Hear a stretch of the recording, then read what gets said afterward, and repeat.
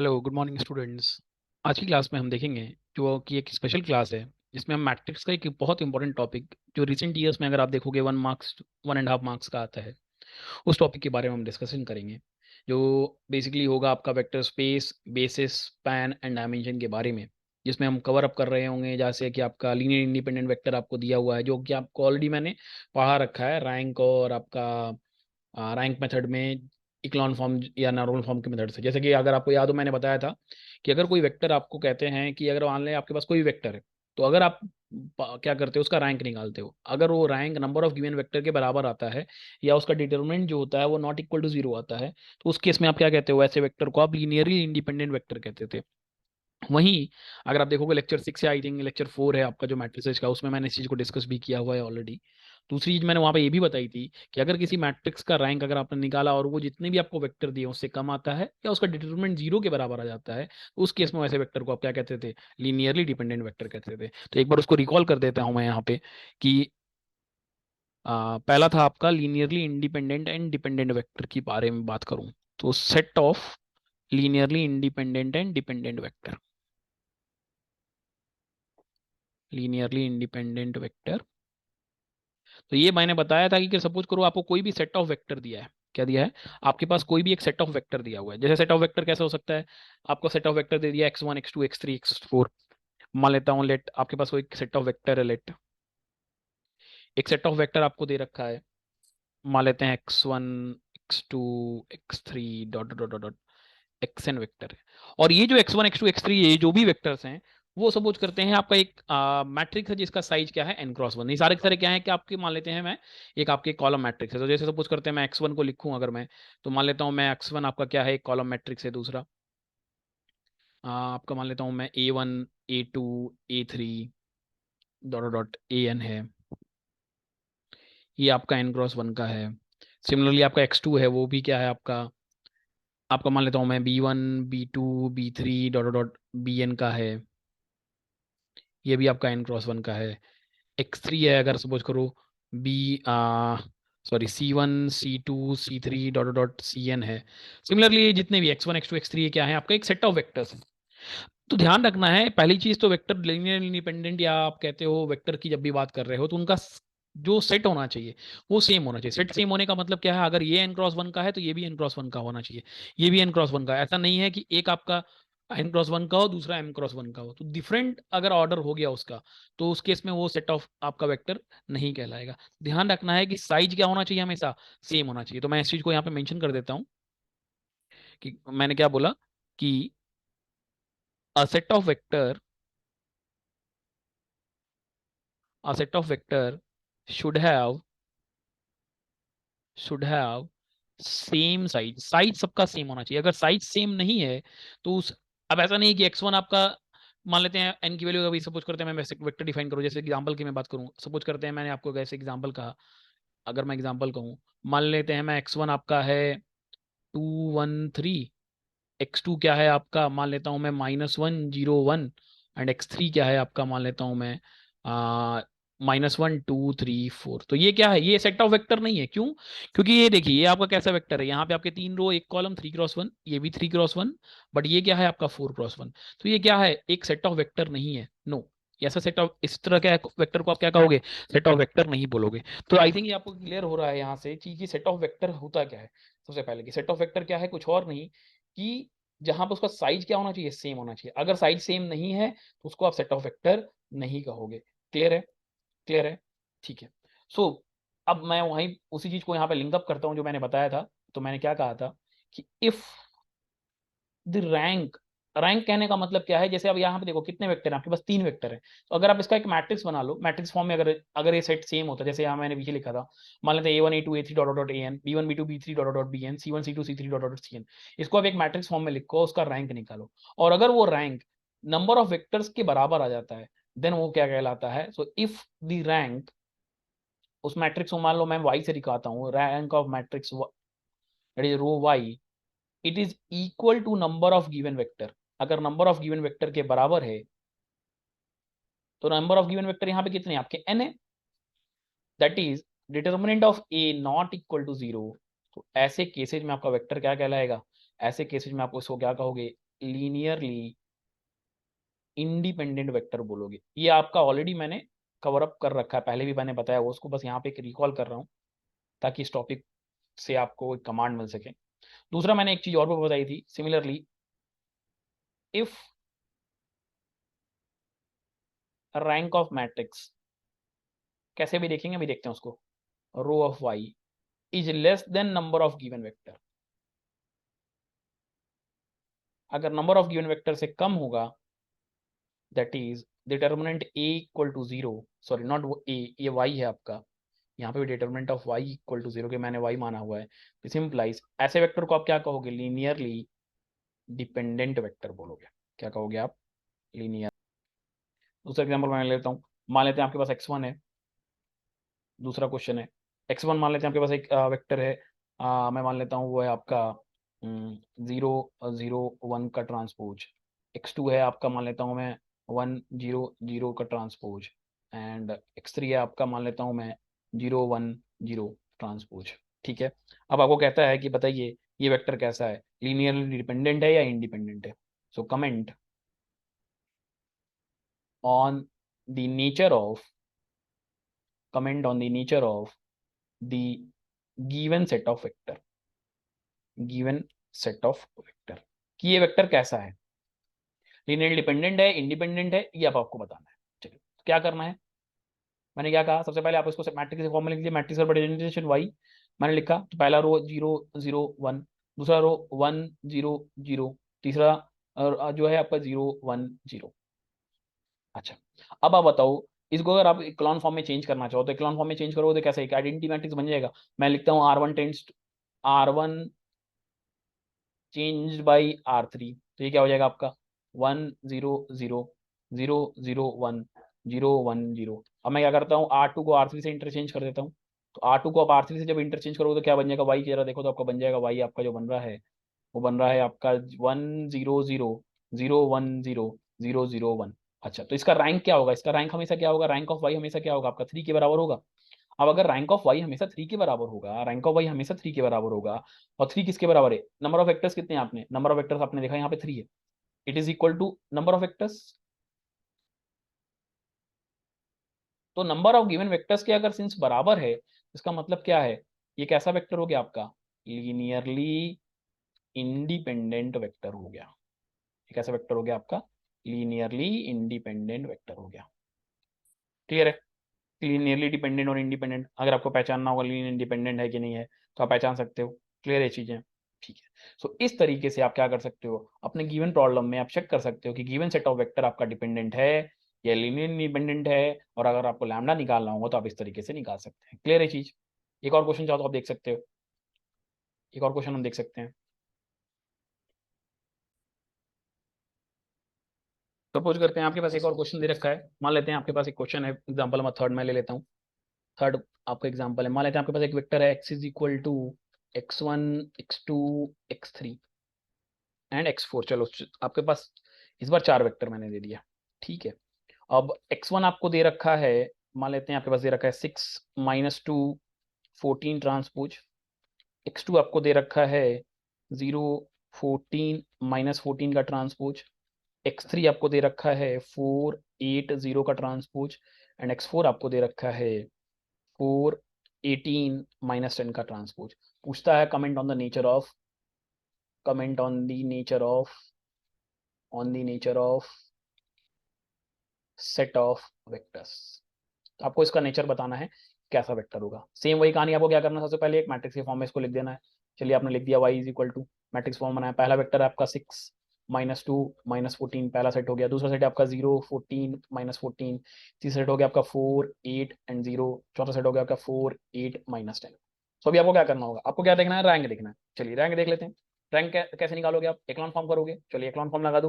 तो एक्लॉन फॉर्म लगाने के लिए आप क्या करते हो, तो देखिए मैं यहाँ पे क्या करता हूँ, अगर आप देखो मैं एक काम करूँ, पहले वाले रो में 2 से मल्टीप्लाई करके माइनस कर दूं तो ये नियरली नियरली आपकी सेम वैल्यू बन जाएगी। सॉरी, हाँ -2 कर दूं, सॉरी मैं करता हूँ, देखिए क्या मैं यहाँ पे वो लगाता हूँ, मैं लगाता हूँ R3 टेंड्स टू, मैं रैंक निकालता हूँ, इक्लॉन फॉर्म बनाऊंगा पहले। तो इसको इसको पहले जीरो करता हूँ, इस वाले इसको जीरो करना है अगर आपको, तो पहले मैं इसको जीरो करूंगा फिर इसके बाद करूंगा। सो R3 टेंड्स टू मैं लिखता हूँ R3 और माइनस 2r1 और प्लस r2। तो जरा देखिए तो क्या हो जाएगा जरा ये। सो ये हो जाएगा आपका, यहाँ पे मैं लिखूँ ऊपर तो 6 0 4 और 4 -2 14 8 8। अच्छा 6 2 12 -12 -2 -14 प्लस 14 दैट इज 0। सॉरी मैं थोड़ा सा ऊपर कर देता हूँ, हाँ दिस इज 0। अच्छा यहाँ देखिए क्या आ रहा है, ये तो 0 हो गया, -14 प्लस 14 अगेन 0। अच्छा यहाँ 0 है। अच्छा ये हो गया आपका -2 4 जाए 8 माइनस माइनस प्लस 8, ये भी आपका आ गया 0। बहुत नीचे हो जा रहा है, इसको थोड़ा सा ऊपर कर देता हूँ मैं। So this is 0। यहाँ पे भी आपका 0 आई थिंक आपको दिखाई दे रहा है, यहाँ पे भी आपका 0 हो गया। अच्छा यहाँ देखिए 2 4 जाए 8 एंड 2 4 जाए 8 एंड 2 4 जाए 8 -8 एंड 2 4 जाए 8 -8। अच्छा आई थिंक कुछ तो मैंने गड़बड़ लिखा है, 18 है सॉरी। ठीक है ये 18 था यहाँ पे, ठीक है। हाँ तो 2 4 जाए 8 एंड 2 4 जाए 8 and -8 plus 18 -8 plus 18 is 10 10 -10 is 0। तो अगर आप देखो, अच्छा अगर आप देखो अब यहाँ से, तो चलो देखो नीचे वाली रैंक तो आपकी 0 हो गई। अच्छा यहाँ पे देखो इसको किसी भी तरह से आप 0 बना सकते हो, हमेशा एक नॉन जीरो रो तो रहेगी। इसका मतलब आपको रैंक ऑफ वाई क्या मिल रहा है, रैंक ऑफ वाई 2 मिल रहा है। नंबर ऑफ वेक्टर कितने हैं आपके पास, 4 हैं, 4 सेट ऑफ वेक्टर्स हैं। क्या है, कम है, इसका मतलब एक ऐसा वेक्टर हो गया आपका लीनियरली डिपेंडेंट वेक्टर हो गया। कैसा वेक्टर हो गया, लीनियरली डिपेंडेंट वेक्टर हो गया। तो आई थिंक ये अभी आपको क्लियर है कि लीनियरली डिपेंडेंट और इंडिपेंडेंट कैसे निकाल सकते हो। ये चीज़ ऐसे मैंने ऑलरेडी पढ़ा रखी थी, बट इसको मैंने यहाँ पे रिपीट कर दिया, लीनियरली डिपेंडेंट और इंडिपेंडेंट का मतलब क्या होता है। क्लियर है ये चीज़, ठीक है। चलिए तो आगे बढ़ते हैं और आज की क्लास का पहला टॉपिक स्टार्ट करते हैं, दैट इज वेक्टर स्पेस में स्टार्ट करेंगे आपका वेक्टर स्पेस। देखिए वेक्टर स्पेस ऐसा कोई वो नहीं है जो आपको पहले से नहीं पता, आप ऑलरेडी जानते हो वेक्टर स्पेस क्या हो सकता है। वेक्टर के बारे में आपने पहले से पढ़ा हो, बस उसी चीज को हमने क्या करेंगे, हम मैट्रिक्स के फॉर्म में ले आएंगे, तो वो वेक्टर स्पेस के बारे में बात करेंगे। तो अगर सपोज करते हैं कोई भी सेट ऑफ वेक्टर आपको दे दिया, कोई भी दो सेट ऑफ वेक्टर आपको दे दिया, उनके बीच में कोई एक कॉमन प्रॉपर्टी हो, क्या हो, एक कॉमन प्रॉपर्टी हो, उसको आप क्या कहोगे, वेक्टर स्पेस कहोगे। मैं लिख सकता हूँ, मैं कह सकता हूँ any set of vector, any set of vector which has which has certain common property, which has certain common property, उसी को आप क्या कहते हो, वेक्टर स्पेस बोलते हो। क्लियर है, उसी को आप क्या कहते हो, वेक्टर स्पेस कहते हो। अब वेक्टर स्पेस को आप दिखाते कैसे हो, लिखते कैसे हो, तो देखते हैं। चलिए वेक्टर स्पेस को लिखने का तरीका, रिप्रेजेंटेशन।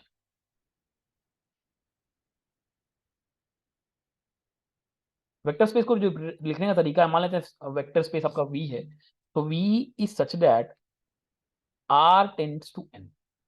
अब इसके आगे आपको यहाँ पे एक डेफिनेशन दी होगी, जहां पे आर क्या होगा हमेशा, वो दिखाएगा set of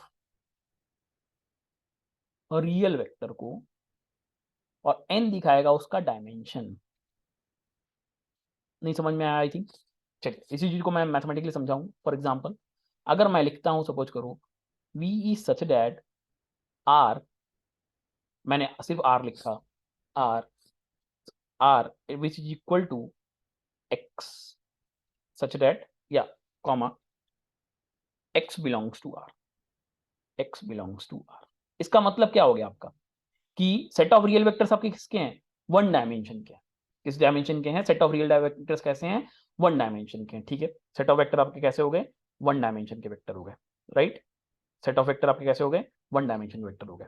so for example, example के फॉर्म में अगर मैं इसको लिखूं, तो किसको मैं फॉर्म में लिखूं, तो V such that R is equal to, अगर आप इसको वेक्टर के फॉर्म लिखना है तो कैसे लिखोगे, वन, कुछ भी आप लिख सकते हो, -2 3 7 सो ऑन।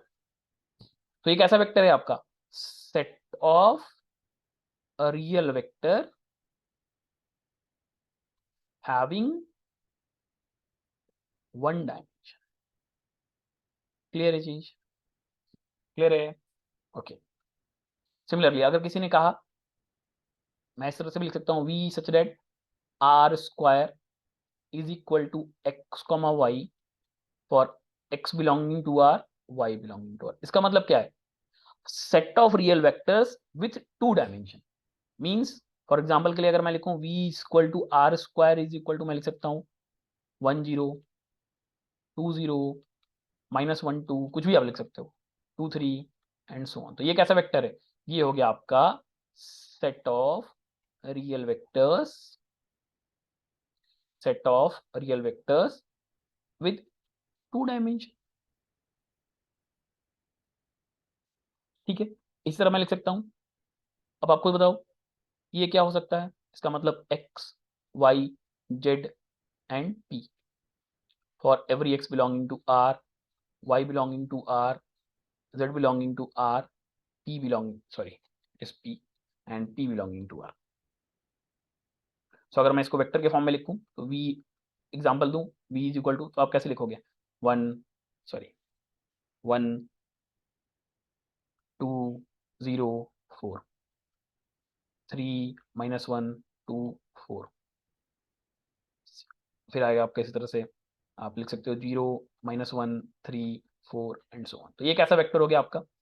ये कैसा वेक्टर हो गया? ये हो गया सेट ऑफ रियल वेक्टर्स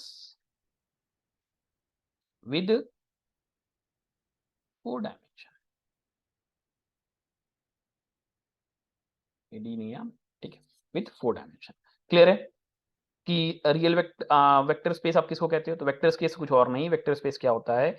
किसी भी तरीके से वेक्टर को लिखने का तरीका जिसमें आप क्या करते हो, जिसके बीच में आपका क्या होगा, एक कॉमन वेक्टर होगा। तो बेसिकली क्या है, अगर इसको आप एक्सप्लेन करना चाहो तो क्या कहोगे? तो ये set of 4D real vector है। ये क्या है? Set of 2D real vector है। ये क्या है? Set of 1D real vector है। क्लियर है? थी इस तरह आपका 3D हो जाएगा। इस तरह मैं n वेक्टर लिख सकता हूं, जैसे मैंने यहां पे स्टार्ट लिखा था। ये क्या है आपका? सेट ऑफ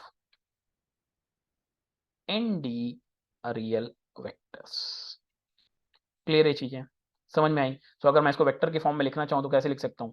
एग्जाम्पल दे दूँ, एक और एग्जाम्पल अगर मैं आपका दे दूँ तो fourth one, V such that R N is equal to, ये तो यहाँ पे क्या आ जाएगा? x1 x2 x3 dot dot dot xn, जहाँ पे x1 x2 x3 कहाँ पे होंगे? सारे के सारे ये जितने भी होंगे सभी कहाँ पे होंगे?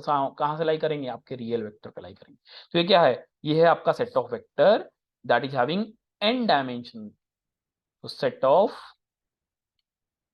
n dimensional real vectors. Clear है? क्लियर है कि वेक्टर स्पेस क्या होता है? ठीक है, चलिए। एक टॉपिक मैंने वहां पे स्टार्टिंग में, अगर आपको हेडिंग देखोगे तो मैंने एक हेडिंग में एक और टॉपिक लिखी थी, वो लिखा था मैंने वेक्टर सब स्पेस। अच्छा, वेक्टर सब स्पेस क्या होता है?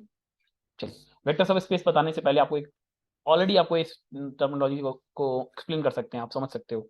जैसे मैं अगर मैं लिखूं, मान लेते आपके पास सेट है S इज इक्वल टू 1 2 3 4 5, मैंने ऐसे एक सेट डिफाइन किया A, जो लिखा मैंने 2 और 3। तो अगर मैं कहूं कि what is the relation between A and S, तो आप क्या कहोगे? A is a subset of S। ए क्या है? सबसेट है। तो उसी तरह वेक्टर सब स्पेस क्या होता है? एक बड़े वेक्टर में से अगर आप कोई छोटा वेक्टर निकाल दो, मतलब कि क्या है? उसका एक सबसेट है। तो सबसेट को ही आप क्या कहोगे? सबसेट को ही क्या कहोगे आप? वेक्टर सब स्पेस कहोगे। ठीक है। तो अगर मैं कहूं कि let let v is a let v is a let v is a vector space, then s is said to be s is said to be vector subspace if S is a subset of V। S क्या हो? आपका एक subset हो V का। तो आप क्या कह सकते हो? आप क्या कह सकते हो कि क्या होगा? एक वेक्टर सब स्पेस होगा। क्लियर है? अच्छा, इसी चीज को अगर मैं एग्जांपल समझाना चाहूँ, मैं एग्जांपल ले लेता हूँ। चलिए, मान लेते हैं S इज इक्वल टू आपको दे दिया, मान लेते हैं S इज इक्वल टू आपको दे दिया 1 2 0 4 5 6 is a vector subspace. ठीक है, पूछता है is S is a vector subspace of V R square. अभी आपसे क्वेश्चन पूछा, अच्छा चलो पहले वी बनाते हैं। वी कहने का, आर स्क्वायर कहने का मतलब क्या है, आपके पास दो ऐसे वेक्टर हैं जहां पे एक्स की वैल्यू रियल नंबर है, वाई की वैल्यू भी रियल नंबर है। तो अगर मैं इसको डिफाइन करना चाहूँ तो वेक्टर होगा क्या, जरा देखो। इसमें हो जाएगा 0 0, बहुत बड़ा सेक्टर बन रहा है, 1 1, 2 2, 3 3। आप नेगेटिव वैल्यू भी ले सकते हो, -1 -2, 1 2, 3 4, कुछ भी आ सकता है, डॉट डॉट डॉट। इसमें तो वो पूरा बड़ा सेट आ गया। अब उसमें से आपने क्या किया, तीन ये छोटे छोटे वैल्यूज उठा लिए। इसमें 1 2 भी होगा, इसमें 0 4 भी होगा, इसमें 5 6 भी होगा। तो इसका मतलब क्या है कि S is a subset of V, और इसका मतलब क्या है, S is vector subspace, vector सब स्पेस। क्लियर है कि वेक्टर सब स्पेस और वेक्टर स्पेस में क्या डिफरेंस होता है, समझ में आया आपको? क्लियर है चीजें? ठीक है, ठीक है, चलिए आगे बढ़ते हैं, चलिए आगे बढ़ते हैं। एक और एग्जांपल ले लेते हैं, एक और एग्जांपल ले लेते हैं। मान लेते हैं आपके पास एक वेक्टर सब स्पेस दिया S1, और S1 आपको दे रखा है, सपोज करते हैं S1 आपको दे रखा है, मान लेता हूं मैं 1 2 3 4 5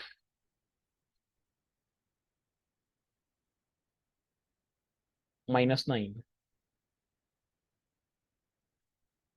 मैं दे देता हूँ, मान लीजिए 1 3 -4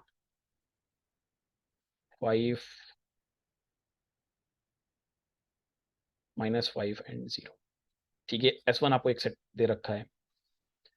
मान लेते हैं आपके पास एक और वेक्टर दे रखा है S2, S2 मान लीजिए आपको दे रखा है, S2 मान लीजिए आपको दे रखा है, चलिए S2 मैंने डिफाइन कर दिया एक सेट के फॉर्म में, कुछ इस तरीके से सब कुछ करता हूँ। चलिए S1 ही रहने दीजिए अभी, ठीक है। अच्छा, अब आपसे पूछता है, is S1 is S1 a vector subspace of V R cube such that x plus y plus z is equal to 0। ये आपको एक सोल्यूशन। चलिए, तो इन्होंने कहा एक वेक्टर है जो 3 डायमेंशनल रियल सेट वेक्टर है, और उसमें रिलेशन है कि आपको एक्स वाई जेड कैसे रखने हैं, वो 0 होने चाहिए। सो अगर आपको वेक्टर सब स्पेस अगर आप लिखने जाओगे तो देखो वेक्टर सब स्पेस क्या हो जाएगा आपका, 0 0 0 आप लिख सकते हो, -1 1 0 लिख सकते हो आप, 1 1 -2 लिख सकते हो आप, 2 -2 0 लिख सकते हो, एंड सो ऑन। एक बहुत बड़ा सब स्पेस बनेगा, राइट? बनेगा, क्योंकि किस कैसा वेक्टर है, मैंने कहा set of real vector with 3 dimension, 3 dimension real vector है। अच्छा, अब S1 जरा देखो, तो S1 में देखो, इनको जोड़ो, 1 + 2 3 3 - 3 0, 5 4 9 9 - 9 0, 3 1 4 4 - 4 0, 5 - 5 0 +0। तो जरा देखो तो ये सारी की सारी वैल्यू जिस वेक्टर सब स्पेस में आएगी, सॉरी इस वेक्टर स्पेस में आएगी, इसका मतलब क्या है, S1 लाई करेगा आपका V में। तो इसका मतलब क्या है, इसका मतलब क्या है, S1 इज अ वेक्टर सब स्पेस ऑफ, सॉरी वेक्टर सब स्पेस ऑफ, वेक्टर सब स्पेस ऑफ, वेक्टर सब स्पेस ऑफ V। क्लियर है चीजें? समझ में आएंगे आपको बात कि वेक्टर सब स्पेस क्या होता है? क्लियर है चीजें? वेक्टर स्पेस क्या होता है ये भी क्लियर हो गया है आपकी? क्लियर है चीजें? चलिए आगे बढ़ते हैं। अब हम बात करेंगे आपका, अब हम बात करेंगे आपका जो नेक्स्ट टॉपिक है वो दैट इज लीनियर स्पैन क्या होता है। नेक्स्ट टॉपिक है आपका लीनियर स्पैन। सो अभी आपको समझ में आ गया होगा, अभी तक हमने आपको कवर अप किया क्या क्या चीजें, एक बार रिकॉल कर देते हैं। हमने कवर किया, आपको अगर कोई सेट ऑफ वेक्टर दिए हुए ना तो आप कैसे कह सकते हो कि वेक्टर है कि नहीं, तो आपको देखना पड़ेगा उन दोनों का, सबका जो भी वेक्टर दिया उनका साइज सेम होना चाहिए। उसके बाद आपने देखा वो लीनियर डिपेंडेंट होगा कि इंडिपेंडेंट होगा। लीनियर डिपेंडेंट होने की कंडीशन क्या देखी आपने, कि रैंक क्या होनी चाहिए, लेस देन होनी चाहिए नंबर ऑफ वेक्टर से, या डिटरमिनेंट क्या होना चाहिए, 0 के बराबर होना चाहिए। दूसरा आपने क्या देखा, अगर लीनियर इंडिपेंडेंट है तो रैंक क्या होगी, बराबर होगी, और डिटरमिनेंट 0 के बराबर नहीं होगा। फिर हमने उसके नंबर ऑफ प्रॉब्लम्स देखे जिसमें हमने देखा कि किस तरीके से आप आप पहचान सकते हो उसका नेचर कैसा होगा। फिर आपने बात करी, हमने बात करी वेक्टर स्पेस क्या होता है, वेक्टर सब स्पेस क्या होता है। वेक्टर स्पेस क्या था, एक सेट ऑफ वेक्टर था जिसमें आपके पास क्या दिए थे, डायमेंशन दे रखी थी और रियल वेक्टर का सेट था। उसमें से अगर आपने कुछ एलिमेंट्स बाहर निकाल लिए जो उसके सबसेट है तो उसको आप कहने का कहा वेक्टर सब स्पेस का। अभी आपका बात आती है लीनियर स्पैन क्या होता है। लीनियर स्पैन क्या होता है कि अगर आपने क्या किया, जो भी आपका वेक्टर है, जो भी आपके पास वेक्टर है, जो भी आपके पास वेक्टर स्पेस है, उसको आपने क्या किया, एक रिलेशन से कोई एक सेट बना दिया, एक स्पैनिंग कर दी। स्पैनिंग करने का मतलब जैसे सपोज करते हैं, मान लेते हैं, सपोज करते हैं, लेट लेट मेरे पास एक वेक्टर v है, that is v1 v2 v3 dot dot dot vn। ठीक है, अच्छा, मेरे पास एक और वेक्टर है जीटा, जो आपके पास है जीटा 1 जीटा 2 जीटा 3। ठीक है, जीटा 3 डॉट डॉट जीटा है। ठीक है, सो अगर किसी ने आपसे कहा, किसी ने आपसे कहा, किसी ने आपसे कहा, किसी ने आपसे कहा कि अब आपको पता हो कि spanning of spanning of spanning of v by zeta और vector space v is spanned vector space vector space v is spanned by zeta. इसका मतलब क्या है जरा देखो, तो v1 की वैल्यू आपकी क्या हो जाएगी, alpha 1 zeta 1, alpha 2 zeta 2, alpha 3 zeta 3 dot dot alpha n zeta n। तो इसको मैं लिख सकता हूँ summation over i equal to 1 to n a constant alpha i zeta i। Similarly मैं v2 लिख सकता हूँ alpha sorry beta 1 zeta 1, beta 2 zeta 2, beta 3 zeta 3 dot dot beta n zeta n, that is equal to i equal to 1 to n, sorry i equal to 1 to n, i equal to 1 to n beta i zeta i so one. तो इसका मतलब अगर आप देखो क्या है, एक linear combination of set of vectors हैं। सो मैं कह सकता हूँ लीनियर स्पैन क्या होता है, linear span is nothing but, linear span is nothing but summation of I equal to 1 to n, I equal to 1 to n zeta I vi, right. So क्या है, set of linear combination of set of linear combination of set of linear combination of vector present in present in present in vector space।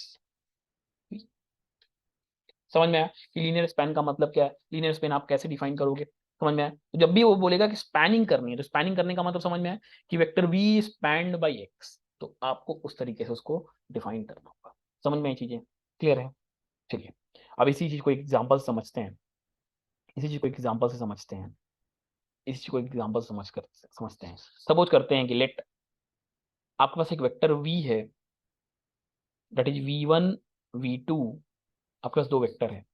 v1 आपके पास मान लेता हूं मैं, आपको दे दिया है -1 -1, और वेक्टर v2 आपको दे दिया, सपोज करते हैं वेक्टर v2 अगर आपको सपोज करो दे दिया है, वेक्टर v2 अगर आपको दे दिया है कि मान लेते हैं आपके पास दे रखा है, चलिए इसको -1 ना करके, चलिए -1 है, और दूसरा आपके पास 1 -2 है। ठीक है, 1 एंड -2। सो पूछता है, कहता है डज, क्वेश्चन है आपके पास, does vector v span vector x such that r²। ठीक है, तो कहता है क्या वेक्टर v वेक्टर x को स्पैन करता है कि नहीं, तो इसको आप कैसे निकालोगे, चलिए समझते हैं,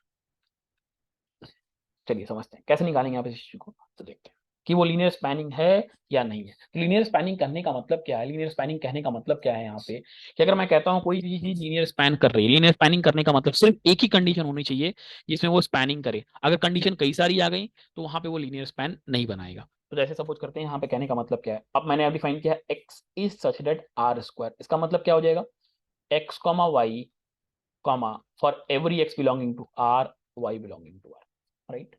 तो अगर मैं पहला मेथड देखूं, अगर मैं मेथड देखूं तो मैं कैसे लिख सकता हूं, मैं V1 को लिखूंगा क्या, मैं V1 को क्या लिखूंगा, मैं लिखूंगा, अब आप लिख सकते हो उसको अल्फा 1, अल्फा 1,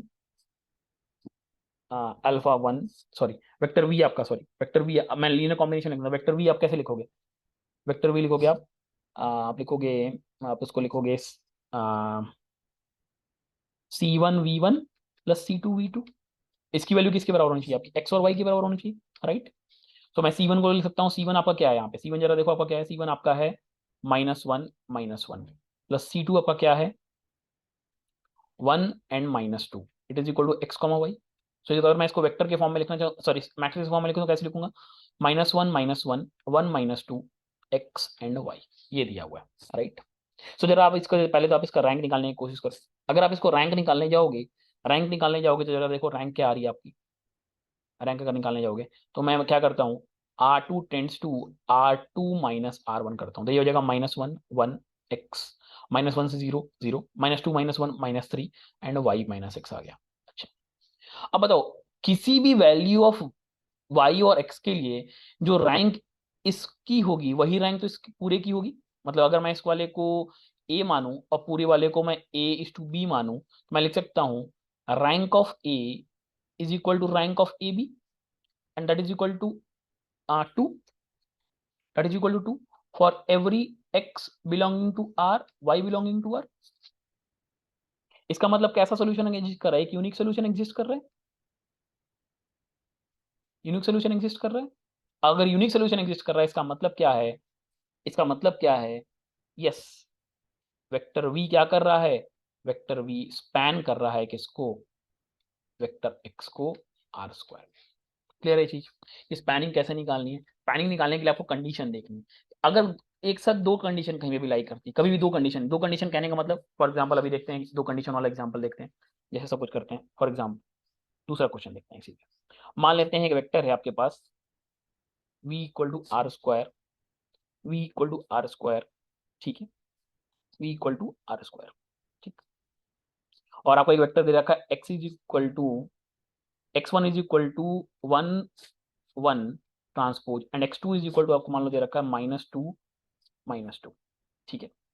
अच्छा ये तो आपका मेथड 1 था, मेथड 2 भी आप चाहो तो ऐसे भी कर सकते हो। मेथड 2 में क्या करते हैं, चलिए इसको पहले मेथड 2 से भी दिक्कत समझा देता हूँ, उसके बाद मैं आपका आता हूँ दूसरा मेथड में आप क्या करोगे। चलिए दूसरा मेथड में आप देख लो, मेथड 2 देख लो और कर लो, मेथड 2 देखो।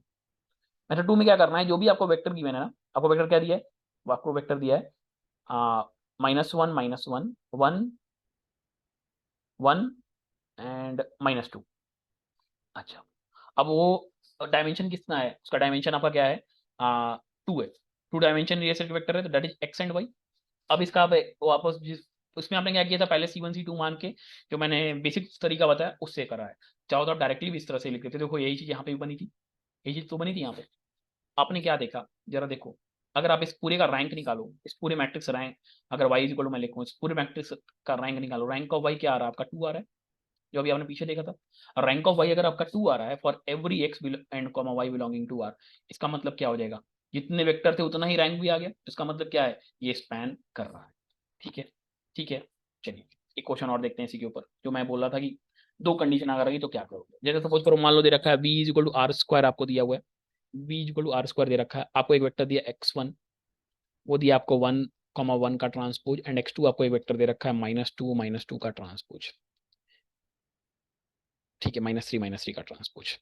सो पूछता है डज एक्स स्पैन वी, क्या एक्स वी को स्पैन करता है कि नहीं करता है। तो कैसे करोगे, तो मैंने क्या कहा, अगर आपको मेथड 1 लिखना है या मेथड 2 करना है, कहानी क्या आएगी आपकी, तो यही आएगी। मैं अगर लिखूं वेक्टर वेक्टर्स वाई बनाऊं 1 1 -3 अच्छा इसका ऑर्डर क्या है 2 है, तो ये एक्स एंड वाई आ गया, 2 डायमेंशन है तो एक्स एंड वाई आ गया। चलो जरा इसका एक लॉन फॉर्म में आप रैंक निकालो, ये हो गया -3x, ये हो जाएगा 0 1 -1 0। मैं किया R2 tends to R2 -R1, -3 +3 0 and y -x। अच्छा, अगर आप इसका रैंक निकालने जाओगे तो आप क्या लिखोगे, rank of y equal to 1 कब, if y equal to x, and rank of y is equal to 2 if y is not equal to x। ये आपका मेथड 1 था, ये तो आपका मेथड 1 था। ये तो लिखोगे। तो अगर आपने देखा यहाँ पे क्या आ रहा है आपके पास, दो कंडीशन आ रही है कि एक बार क्या आ रहा है कि अगर y की वैल्यू x के बराबर हो गई तब तो ये रैंक 1 के बराबर होगी, बट अगर rank of y, sorry y की value not equal to x है तो रैंक ऑफ y क्या आ रही है, 2 आ रही है। तो अगर ऐसे करके दो कंडीशनल स्टेटमेंट आते हैं तब क्या कहोगे, no, x does not span, does not span v। समझ में आया कि स्पैनिंग कैसे डिफाइन करनी है, स्पैन होगा कि नहीं होगा, ये चीज आपको समझ में आई कि कैसे आप बता सकते हो कि वो स्पैनिंग कर रहा है कि नहीं कर रहा है। स्पैनिंग का मतलब समझ में आया, स्पैनिंग मतलब क्या होता है, क्लियर है चीजें, समझ में आई चीज। ठीक है, ठीक है, चलिए, चलिए, चलिए, एक और एग्जांपल देखते हैं इसी के ऊपर। थर्ड प्रॉब्लम, थर्ड एग्जांपल मैं आपका देखता हूँ। मान लेते हैं आपके पास एक वेक्टर x1 है, वो आपको दिया हुआ है, सपोज करते हैं अगर आपको वेक्टर x1 दे रखा है, x1 आपको मान लो आपको दे रखा है 2 - 2 एंड 0, x2 आपको दे रखा है मान लो 2 0 - 2, और एक vector R Q vector R है, 3 डायमेंशन रियल सेट वेक्टर का, जहाँ पे x plus Y plus Z equal to 0 दिया हुआ है। तो पूछता है डज x स्पैन v। चलो बता दो कैसे करोगे, सिंपल वही तरीका, स्पैन हुआ कि नहीं पहले चेक कर लेंगे। अगर रैंक आ गई सेम, रैंक अगर आपकी आ गई क्या नाम है, रैंक जो आ गई आपकी कहाँ गई, सॉरी,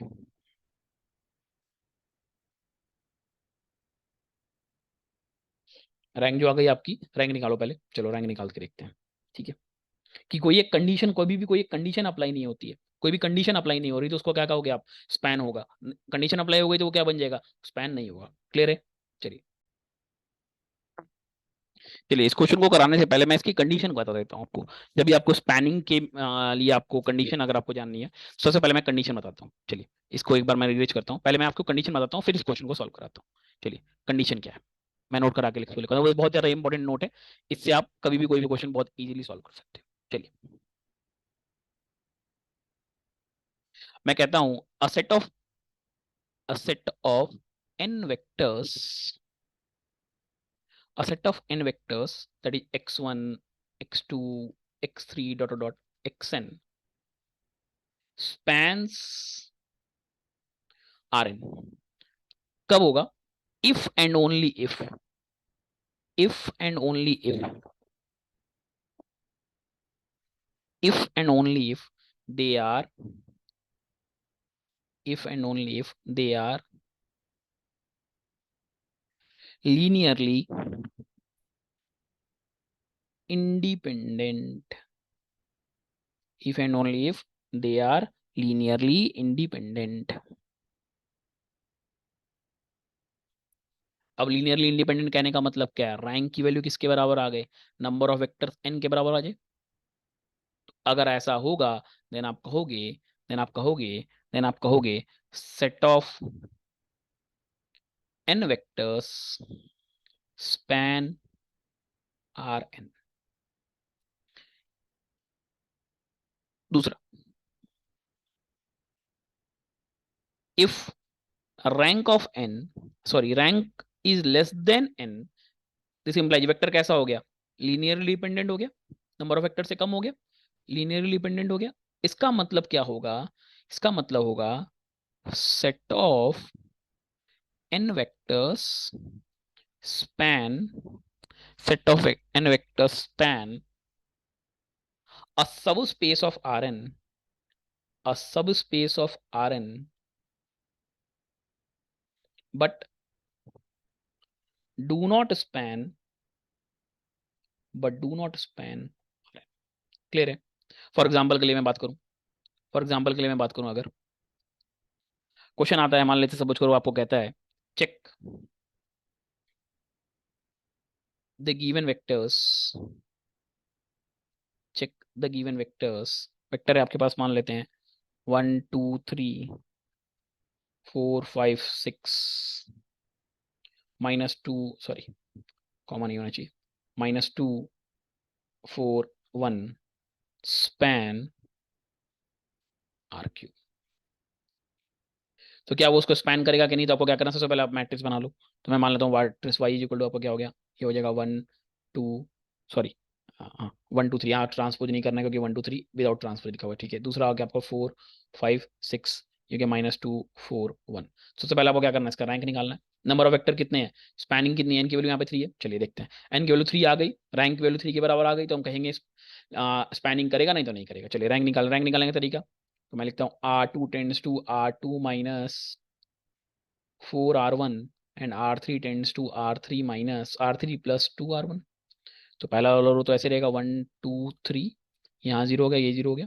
अच्छा 5 - 4 2 = 8, 4 2 = 8 and 5 - 4 2 = 8, -8 + 5 that is equal to -3, फिर 6, 4 3 = 12, 4 3 = 12, -12 + 6 दैट इज -6। अच्छा फिर क्या आ रहा है आपका, जरा देखिए यहाँ पे 4, 2 2 = 4, 4 4 8 आ गया यहाँ पे आपका, ये आएगा 2 2 = 4 या 4 4 = 8, 1 2 6, यहाँ पे आ गया आपका 7।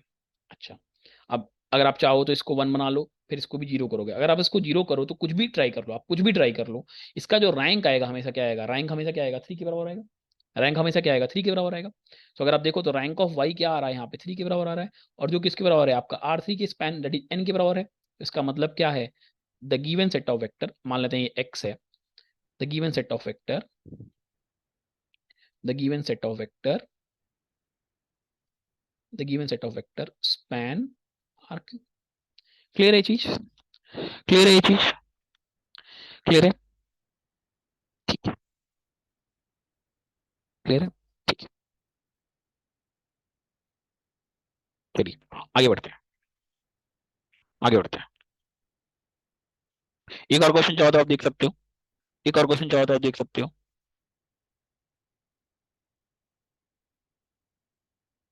एक और क्वेश्चन चाहो तो आप देख सकते हो।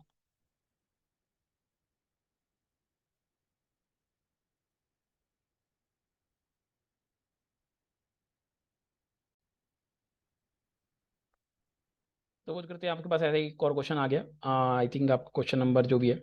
चलिए नेक्स्ट क्वेश्चन है, मान लेते हैं आपके पास एक सेट दे रखा है, मान लेते हैं एक्स इज इक्वल आपको एक x1 एक वेक्टर दे रखा है। मान लीजिए आपको दे दिया है 1 2 3, दूसरा वेक्टर आपको दे दिया है, मान लेते हैं ट्रांसपोज, दूसरा आपको वेक्टर दे दिया है, मान लेते हैं आपके पास -2 0 एंड 4 का ट्रांसपोज। कहता है, कहता है for what value of lambda the vector, the vector 1 2 λ 4 is linear span of, linear span of x। चलिए लीनियर स्पैन अगर आपको बनाना है, चलिए सो अगर मैं कहूँ लीनियर स्पैन दिखाना है तो हम पहले वेक्टर मैट्रिक्स कंसिडर करें, मैट्रिक्स बनाएंगे। सो y इज इक्वल टू आपका मैट्रिक्स क्या बनेगी, ठीक है 1 2 3 -2 0 4 1 2 λ 4। अच्छा चलिए पहले हम मैट्रिक्स का रैंक निकालना चाहते हैं, तो जगह 1 - 2 1, 2 - 2 0 0 sorry R2 tends to R2 minus 2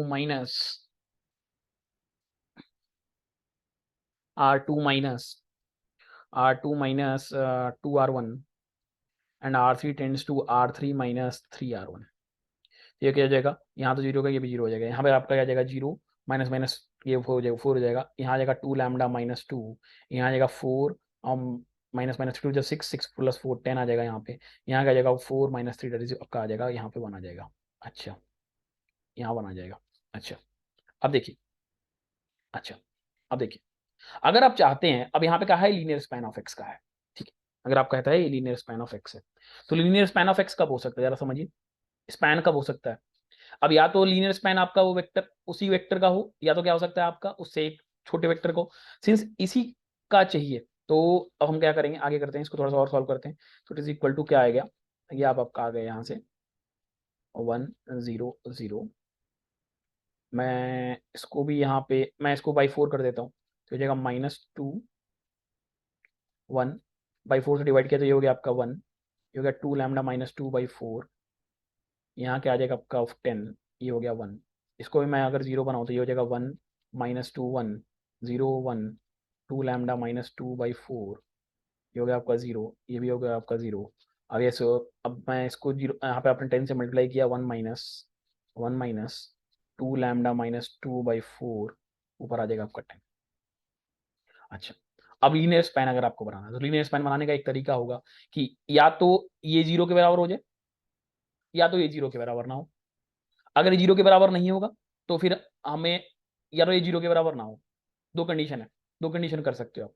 कि अगर आप कहते हो कि अगर ये 0 के बराबर हो गया, अगर ये 0 के बराबर हो गया तो हम कह सकते हैं कि क्या है, अगर ये 0 के बराबर हो गया तो हम क्या कह सकते हैं, ये जो वो वेक्टर है ये इसके सब स्पेस को स्पैनिंग करेगा। तो मैं कहता हूं if rank of y is less then 3, this implies, इसकी वैल्यू 0 होनी चाहिए। 1 माइनस 2 लैम्डा माइनस 2, यहाँ पे आ जाएगा आपका 2, यहाँ हो जाएगा आपका 5, इट इज इक्वल टू 0।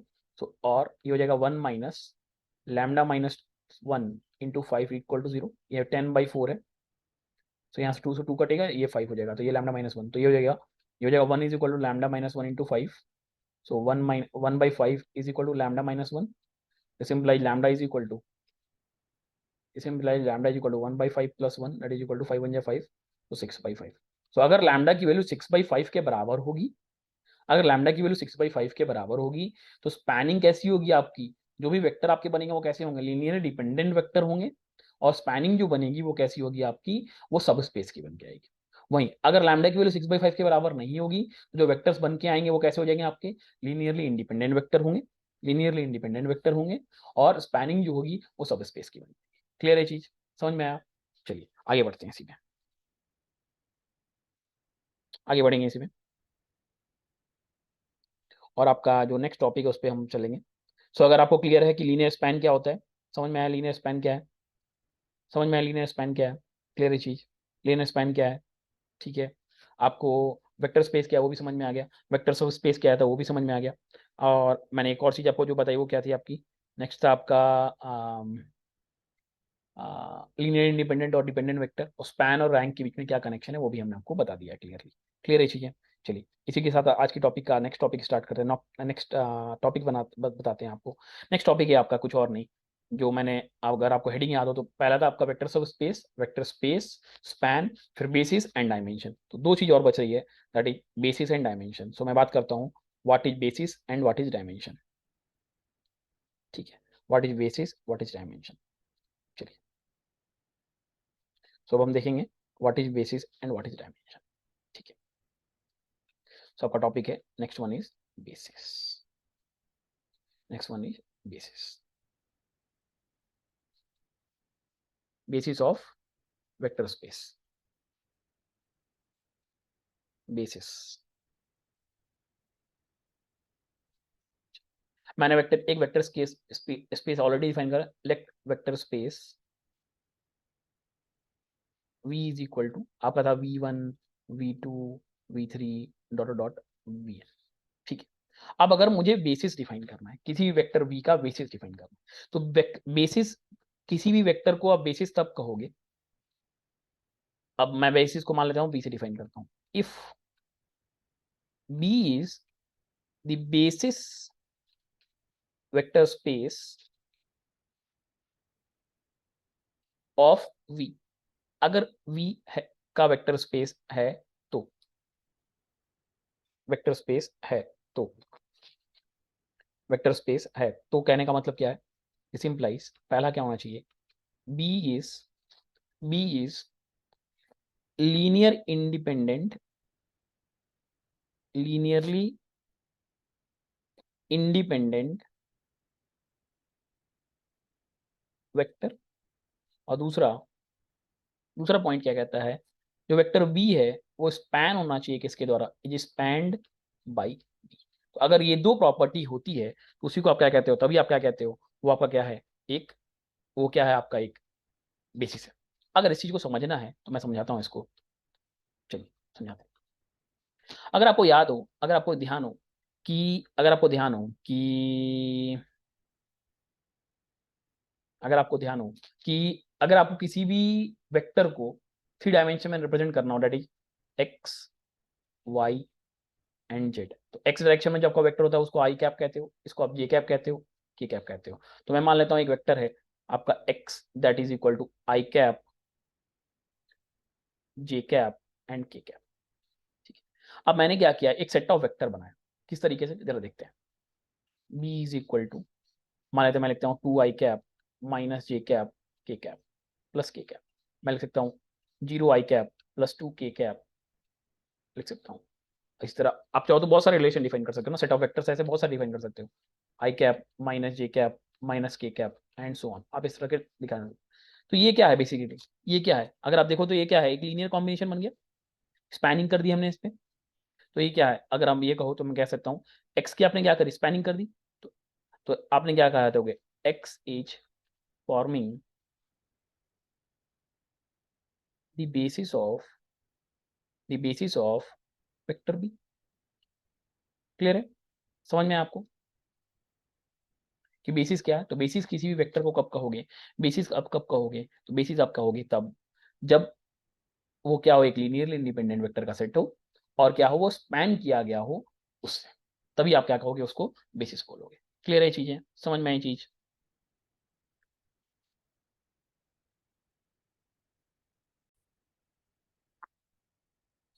अगर मैं कहूं कि इसका कहने का मतलब क्या है, लीनियरली इंडिपेंडेंट वेक्टर होना चाहिए। लीनियर इंडिपेंडेंट वेक्टर कहने का मतलब क्या हो गया, लीनियर इंडिपेंडेंट वेक्टर कहने का मतलब हो गया, अगर आप देखो आई को आप जे से मल्टीप्लाई करो, आई का अगर आप जे, आई डॉट जे आपका क्या हो जाएगा, आई डॉट जे आपका क्या होता है जीरो, जे डॉट के क्या होता है आपका जीरो।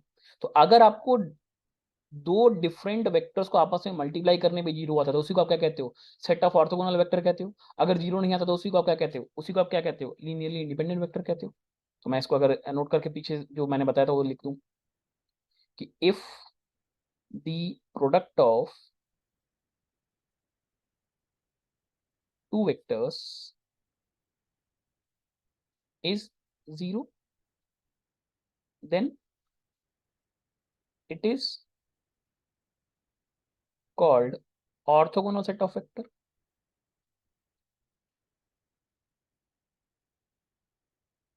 Otherwise, if not 0, अगर 0 नहीं होगा, जैसे i dot i, j dot j, k dot k, if not 0, then it is linearly independent vector. Linearly independent vector, ठीक है। समझ में आया। तो बेसिस का मतलब क्या है, तो बेसिस होने के लिए जरूरी क्या है, पहले तो एक लीनियरली इंडिपेंडेंट वेक्टर का सेट बनना चाहिए और वो स्पैन भी करना चाहिए। जो भी वेक्टर v1 होगा, v2 v3, इन सभी को क्या करना चाहिए, b को स्पैन करना चाहिए। चलिए फॉर एग्जांपल के लिए मैं देखूं, फॉर एग्जांपल की मैं बात करूं कि let a is equal to 1 0 0 0 1 0 0 0 1 is a vector space, is a vector space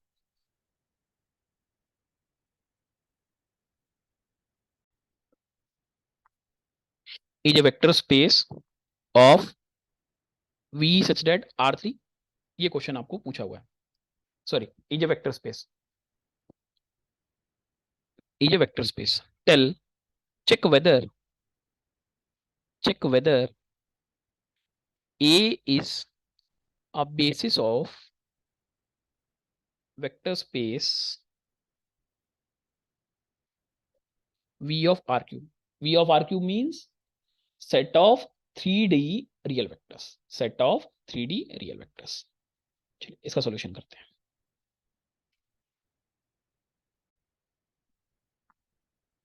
अगर आपको ये देखना है कि ए इसका वेक्टर का आपका बेसिस है कि नहीं, तो सबसे पहले आपको इसमें कंडीशन क्या है, सबसे पहले आपको चेक करना पड़ेगा कि ए लीनियरली इंडिपेंडेंट वेक्टर है कि नहीं। तो उसके लिए आपको कैसे चेक करते हो, चलो चेक करते हैं। तो आपने पहले एक मैट्रिक्स बनाया, एक मैट्रिक्स बनाया आपने 1 0 0 0 1 0 0 0 1। अच्छा, तो इस मैट्रिक्स ए का रैंक कितनी आ रही है, 3। नंबर ऑफ वेक्टर्स कितने हैं आपके पास, 3 डायमेंशनल वेक्टर हैं, तो कितनी आ रही है, एन के बराबर 3 की बराबर ही आ रही है। तो इसका मतलब since rank of A is equal to number of given set of vectors, this implies A is linearly independent. और अभी मैंने बताया अगर रैंक जो आपने निकाला वो गिवन नंबर ऑफ वेक्टर्स के बराबर हो, यहाँ पे एन की वैल्यू कितनी है, 3 है, एन की वैल्यू 3 भी आ रही है, तो इसका मतलब क्या है, ये लीनियर स्पैन भी करेगा। अभी हमने देखा था connection between rank and span, अभी हमने देख क्या है, जस्ट चाहे तो पीछे एक बार देख सकते हो, यहाँ मैंने बताया यही, ठीक है, कि if A is a set of n vectors x1 x2 x3 span R n, कब, जब वो लीनियरली इंडिपेंडेंट हो और रैंक की वैल्यू क्या है, एन के बराबर है। इसका मतलब क्या है, अगर पहली कंडीशन होगी तो दूसरी कंडीशन हमें एक बार चेक करके चेक भी करनी पड़ेगी। तो हमने क्या पाया कि लीनियरली इंडिपेंडेंट तो है और रैंक की वैल्यू भी किसके बराबर आ रही है, आपकी जो आपका वेक्टर का स्पेस दे रखा है उसके बराबर आ रही है, ठीक है। सो इसका अगर यहाँ पे अगर आपको ये R4 दे देता तो क्या हो जाता, अगर सपोज करते हैं यहाँ पे R3 की जगह आपको R4 दे देता, तब क्या कहते हैं आप, as basis of vector space है या नहीं, नहीं, क्यों, क्योंकि एन की वैल्यू क्या है यहाँ पे 4 हो जाती, लीनियरली इंडिपेंडेंट होता, बट वेक्टर ए जो है लीनियरली इंडिपेंडेंट होता, बट दूसरी कैटेगरी है कि वो स्पैन नहीं करता उसको। तो इसका मतलब क्या है, this implies a is a basis of vector space v such that rq। समझ में आया चीज कि वो बेसिस है कि नहीं, आप कैसे पता कर सकते हो, क्लियर है चीज, ठीक है।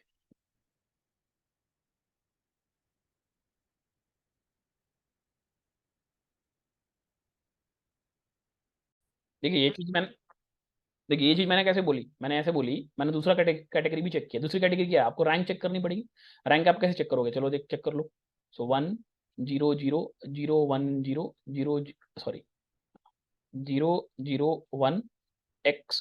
क्योंकि 3 डायमेंशन था। अब इसकी भी रैंक हमेशा क्या आएगी, इस रैंक, ये वाई हमने बार बार माना है, तो रैंक ऑफ वाई भी क्या आ रहा है आपका, 3 के बराबर है। और हमने बोला था अगर जितना भी आपको एन की वैल्यू दे रखी है वही बराबर हो, यहाँ एन नहीं होगा, इसको थोड़ा सा रब कर लो आप, ये एन नहीं है, ठीक है। रैंक ऑफ वेक्टर, यहाँ पे 3 सेट ऑफ वेक्टर तो 3 के बराबर आ गए, ठीक है। सो यहाँ पे एन के बराबर आ गई, तो इसका मतलब क्या है, इसका मतलब क्या है, it linear spans B, it linear spans means we linear spans A, we span A. This implies आपका यही वाला जो लाइन मैंने यहाँ पे लिखा, सॉरी मैं इसको यहाँ से रब कर देता हूँ ताकि आपको कंफ्यूजन ही ना हो कि वो कैसे आया। तो मैंने यहाँ पे एक्सप्लेनेशन आपको दे दिया है। This implies A is a basis of A is the basis of vector subspace, vector space, vector space V of RQ। समझ में आया चीज, क्लियर है कि बेसिस और बेसिस आप कैसे चेक करोगे। तो बेसिस होने की 2 कंडीशन आपने देखी। पहली कंडीशन आपने क्या देखी, तो पहली कंडीशन आपने देखी कि वो लीनियर इंडिपेंडेंट होना चाहिए, दूसरा वेक्टर को स्पैन, वेक्टर V जो होना चाहिए उसको स्पैन करना चाहिए। क्लियर है चीज, चलिए एक चीज और जो बच रही वो भी देख लेते हैं, फिर इसके क्वेश्चंस पे आते हैं। Next one is dimension. Dimension एक बहुत इंपॉर्टेंट टॉपिक है जो गेट में पूछा भी जाता है। मान लेते हैं आपके पास एक वेक्टर स्पेस है, v is equal to v1 v2 v3 dot dot dot vn, ठीक है। मान लेते हैं आपके पास एक बेसिस भी है, b b1 b2 b3 dot dot dot bn। तो देखिए डायमेंशन ऑफ v क्या होगा, डायमेंशन ऑफ वेक्टर स्पेस क्या कहलाता है, dimension of vector space v is equal to number of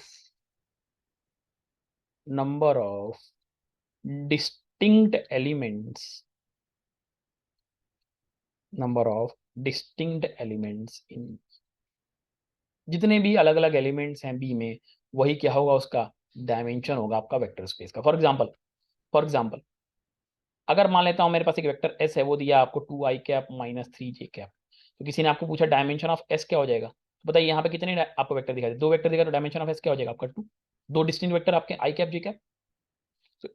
सो सो इसका मतलब क्या है, it is equal to number of different vectors, number of different vectors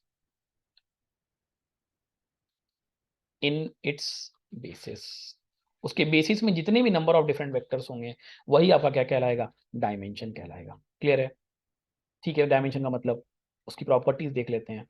पहली प्रॉपर्टी के ऊपर कई बार बहुत बार क्वेश्चन आया हुआ है। पहला प्रॉपर्टी है कि सपोज करते हैं आपके पास एक वेक्टर v1 है, वेक्टर स्पेस v1 है, आपके पास एक और वेक्टर स्पेस V2 है, तो किसी ने पूछा dimension of V1 union V2, तो ये आपको पता होगा ऑलरेडी, इसको आप क्या कैसे करते हो, dimension of V1 plus dimension of V2, probability में मैंने इसको बताया भी है, minus dimension of V1 intersection V2। Clear है चीज? क्लियर है? ठीक है। दूसरा एक और टॉपिक होता है जो मैंने आपको I think dimension of null space पहले भी बताया हुआ है, तो यहाँ पे एक बार बता देता हूँ। डायमेंशन ऑफ नल स्पेस क्या होता है, किसी ने आपसे पूछा dimension of null space, null space का अगर डायमेंशन क्या होता है, वो नलिटी के बराबर होता है।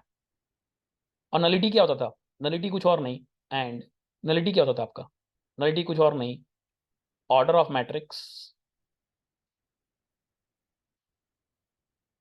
माइनस रैंक के बराबर होता था, order of matrix minus rank के बराबर होता था, राइट। सो इस तरीके से आप डिफाइन कर सकते हो कि डायमेंशन क्या होगा। क्लियर है चीज?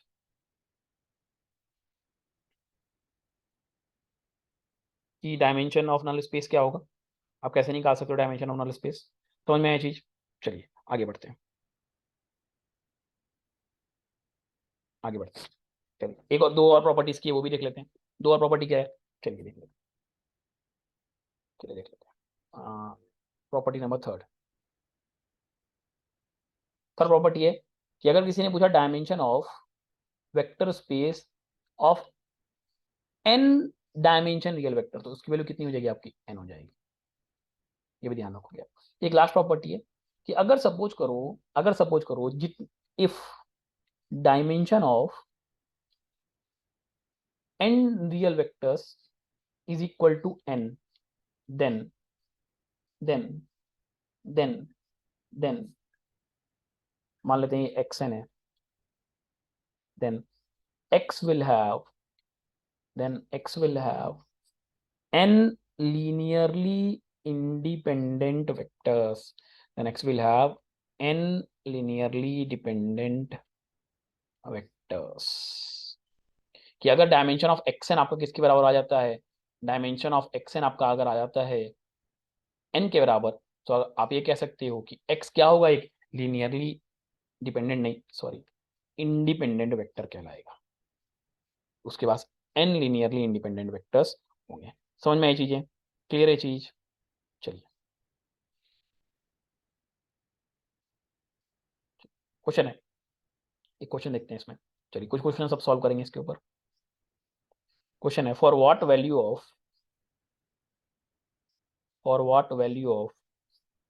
लैम्डा लैम्डा 1, 1, 0, 1, 1 के, सॉरी लैम्डा 0 लैम्डा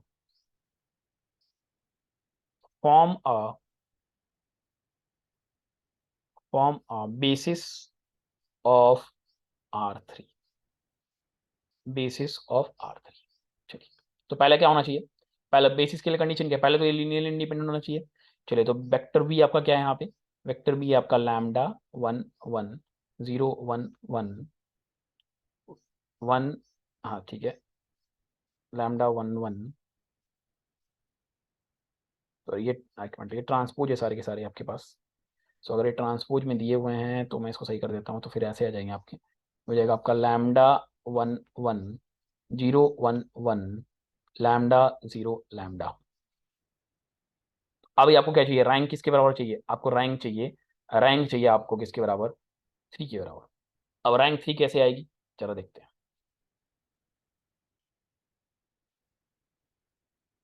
आपको होनी चाहिए, इसका मतलब क्या है, रैंक ऑफ बी किसके बराबर आनी चाहिए आपको, 3 के बराबर है। रैंक ऑफ बी 3 के बराबर कहने का मतलब determinant of B not equal to 3, sorry not equal to 0, not equal to 0, right. चलिए चलिए अब जिसको सॉल्व कर देते हैं, तो रैंक निकालते हैं इसका, B is equal to lambda 0 lambda, ये हो जाएगा ये क्या करना पड़ेगा, मुझे क्या करना पड़ेगा, मैं एक काम करता हूँ, चलिए मैं सिंपल करने के लिए आपका, इसको सिंपल करने के लिए मैं एक काम करता हूँ, R1 और R3 को इंटरचेंज कर देता हूँ। R1 R3 को इंटरचेंज आप करोगे तो हो जाएगा 1, 1 lambda, 1, 1, 0, lambda 0 lambda R1 interchange by R3। अब देखो लैम्डा कुछ भी हो सकता है, लैम्डा रियल नंबर के सेट में से कुछ भी हो सकता है, बस कंडीशन क्या है, वो जीरो नहीं होना चाहिए, क्योंकि जैसे ये जीरो हो गया, जैसे ये जीरो हो गया, रैंक किसके बराबर हो जाएगी, 2 के बराबर हो जाएगी। बट आपको रैंक कितनी चाहिए, 3 चाहिए, तभी तो वो क्या होगा आपका, तभी तो ये आपका कैसा बनेगा रैंक आपका, क्या तभी तो आपका ये क्या कहलाएगा, लीनियरली इंडिपेंडेंट कहलाएगा। सो फॉर पहली जो कंडीशन है linearly independent, independent vector lambda should be equal to R minus 0, right. पूरा रियल नंबर का सेट होगा सिवाय जीरो को छोड़ के। अच्छा दूसरा कंडीशन इसमें क्या कहता है, स्पैनिंग होनी चाहिए। चलिए स्पैनिंग कर दीजिए, तो क्या हो जाएगा, लैम्डा 1 1 0 लैम्डा 1 0 1 लैम्डा, और किस ऑर्डर के लिए चाहिए आपको, R3 के लिए चाहिए, बेसिस ऑफ R3, तो R3 मतलब एक्स वाई जेड, वो हमने ऑलरेडी देखा हुआ है। चलिए इसका भी रैंक निकाल लीजिए, इसकी भी अब लीनियर स्पैनिंग कब होगी, जब इसकी भी रैंक 3 के बराबर आएगी। ऑब्वियस सी बात है 3 कब आएगी, ये 3 कब आएगी, एक्स वाई जेड कुछ भी हो सकता है, x y z x comma y comma z. अगर चलिए मैं इसको आपको समझाने के लिए पहले मैं वही करता हूँ, R1 इंटरचेंज बाई R3 कर देता हूँ, तो आपका क्या बन जाएगा, बन जाएगा, सॉरी सॉरी सॉरी,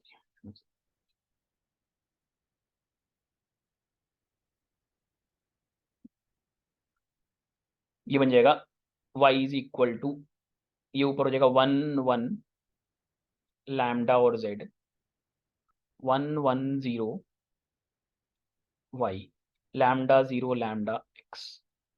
अब देखिए अगर ये लैम्डा की वैल्यू, अगर ये लैम्डा की वैल्यू जीरो ना हो, क्योंकि x comma y comma z, for every x comma y comma z belonging to r lambda should not be equal to zero. इसका मतलब क्या, लैम्डा की वैल्यू क्या होनी चाहिए, r माइनस जीरो अगर हो जाए तो ये क्या करेगा, स्पैनिंग भी करेगा। तो इसका मतलब क्या है, लैम्डा की वैल्यू कितनी होनी चाहिए, लैम्डा की वैल्यू होनी चाहिए पूरा रियल नंबर का set minus zero. So this is your final answer. समझ में आया, समझ में आया चीज। किसी भी आप सेट ऑफ वेक्टर को, किसी भी सेट ऑफ वेक्टर को आप कैसे आप दिखाओगे कि वो बेसिस है या नहीं है, क्लियर है चीजें। चलिए आगे बढ़ते हैं।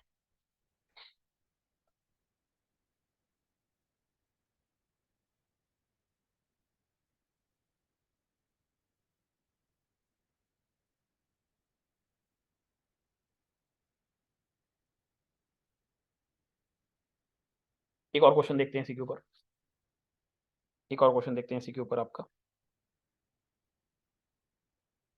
जो गेट में भी आया, डायमेंशन ऑफ नॉन स्पेस पूछा हुआ है। एक मिनट में क्वेश्चन निकाल लूँ।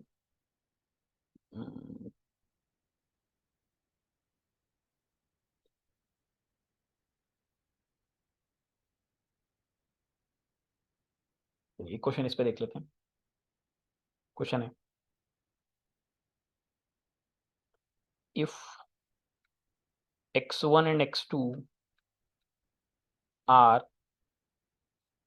three-dimensional subspaces of a 10-dimensional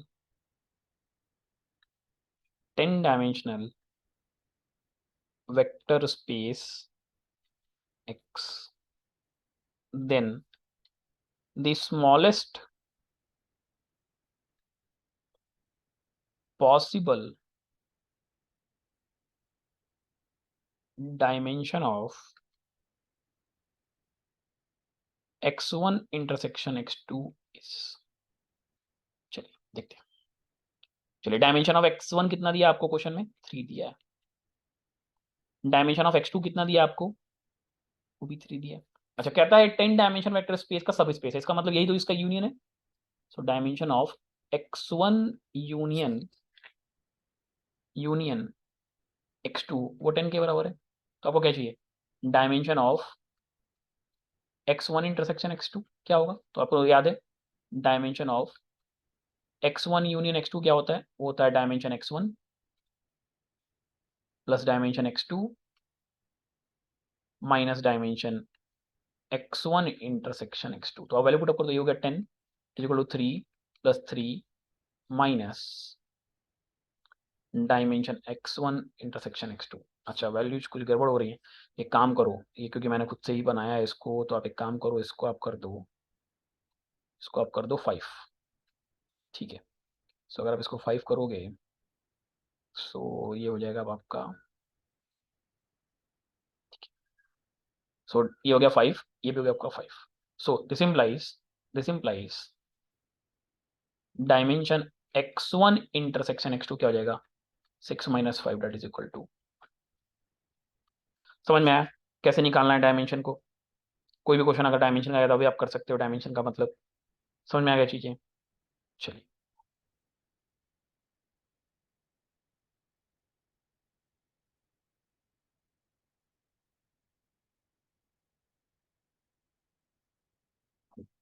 अब क्वेश्चन देखते हैं।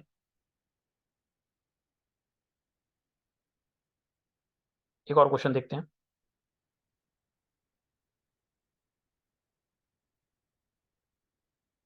इसमें आपको क्वेश्चन दिया हुआ है, आई थिंक क्वेश्चन नंबर ये अब आपका हो जाएगा, चलिए क्वेश्चन नंबर मैंने मार्क ही नहीं किया, चलिए जो भी है। क्वेश्चन है अभी आपके पास, find the find the dimension of null space. Find the dimension of null space for the given matrix. Find the dimension of null space. Find the dimension of null space for, चलिए matrix आपको दे रखा है, एक matrix दी हुई है आपको 4 2 1 3 6 3 4 7 2 1 0 1। ठीक है, अब आपको क्या करना है इसका, अब आपको क्या करना है इसका, आपको डायमेंशन निकालना है। तो डायमेंशन निकालने के लिए आपको नलिटी डिफाइन करनी है। और नलिटी क्या होती है? Nullity is nothing but nullity is nothing but nullity is nothing but nullity is nothing but order of matrix minus rank. अच्छा, एक काम करते हैं, इसको आप 3x3 की ही मैट्रिक्स बना लो। चलिए, तो ऑर्डर इसका 3x3 हो जाएगा। सोल्यूशन, आपको क्या करना है, नलिटी डिफाइन करना, dimension of null space. So dimension of null space क्या होता है? So dimension of null space is nothing but it is equal to order of matrix minus rank. So order तो 3 है, रैंक आपको निकालना पड़ेगा, rank of ए। चलिए rank of ए निकालते हैं। सो रैंक ऑफ ए के लिए ए क्या दिया है आपको, लिख देते हैं दोबारा हम। ये दिया आपको 4 2 1 6 3 4 2 1 0, राइट। सो मैं क्या करता हूँ, पहले R1 को R3 से इंटरचेंज कर देता हूँ। ये हो जाएगा 2 1 0 6 3 4 4 2 1। मैं लिखता हूँ R1 R3 टेंड्स टू, एक ट्रांसफॉर्मेशन लगाऊंगा, एक्लॉन फॉर्म में चेंज करना है मुझे। R3 tends to R R3 minus 2R1 and R2 tends to R2 minus 3R1। चलिए लगा दीजिए, जाएगा 2 1 0, ये हो जाएगा 6 2 3 6 0 3 1 3 0 4 माइनस 0, यहाँ पर 4 ही हो जाएगा, ये हो जाएगा 0, ये भी आपका 0, और यहाँ पे आ जाएगा आपका 1, यही आएगा, राइट, बिल्कुल यही आएगा, सही है। 2 1 2, ठीक है। अच्छा, मैं एक और ट्रांसफॉर्मेशन लगाता हूँ यहाँ पे, मैं लगाता हूँ R3 tends to R3 minus 4R1 4R2। जरा देखिए आपकी वैल्यू क्या बन जाएगी तब, ए इज इक्वल टू आपका हो जाएगा, ए इज इक्वल टू आपका हो जाएगा 2 1 0 0 0 4। अब यहाँ आ जाएगा 0 0 0 आ जाएगा, क्योंकि आपने लगाया R3 minus 4R2, sorry R3 minus 1/4R2 कर दीजिए आप, 1/4। सो 1/4 से 1/4 0 खत्म हो गया, 1y-1 0 आ जाएगा। सो अगर आप देखो तो 1 - 1 0, तो इसका मतलब रैंक ऑफ ए क्या आ गया, नॉन जीरो रोज। अब इसको आप कभी जीरो नहीं कर सकते हो, तो रैंक ऑफ ए क्या आ गया आपका 2। So dimension of null space क्या हो जाएगा, so dimension of null space it is equal to order of matrix 3 minus 2, so it is equal to. समझ में आया कि ऑर्डर कैसे, सॉरी डायमेंशन कैसे निकालना है, क्लियर है चीजें? तो इस तरीके से आप चाहोगे तो डायमेंशन निकाल सकते हो, और आप बेसिस भी आपने देख लिया। सो आज की क्लास में हमने देखा है अभी तक, जो भी हमने आज जो स्पेशल टॉपिक मैंने आपसे बोला था, कवर अप करने के लिए, जिससे गेट में कभी कभी एक एक नंबर, 1 से 2 नंबर का, रिसेंट ईयर्स में बहुत ज़्यादा क्वेश्चन आ रहे हैं 1 1 मार्क्स, 1 1 से 2 2 मार्क्स, तो उन्हें भी मैंने छोड़ना नहीं चाहिए। तो इसीलिए मैंने स्पेशल सेशन आपके लिए ले आया, जिसमें मैंने आपको बताया कि वेक्टर सब स्पेस क्या होता है, वेक्टर स्पेस क्या होता है, स्पैन कैसे डिफाइन करते हो, बेसिस कैसे डिफाइन करते हो, linear independent vector, dependent vector को आपस मैंने आपको क्लियर किया। और दूसरी चीज़ मैंने ये भी बताया डायमेंशन ऑफ नल स्पेस कैसे निकालते हैं। सो क्लियर है। सो होप आपको ये चीज़ समझ में आई गई होंगी कि किस तरीके से आप linear independent dependent vector define कर सकते हो, और इन सारी चीज़ों को आप कैसे सॉल्व आउट कर सकते हो। अगर आपको अभी भी कोई डाउट है तो आप प्लीज़ कमेंट सेक्शन में अपना डाउट लिखें, मैं जल्द से जल्द आपको रिप्लाई करूंगा। Thank you all, will meet you tomorrow again, have a nice day.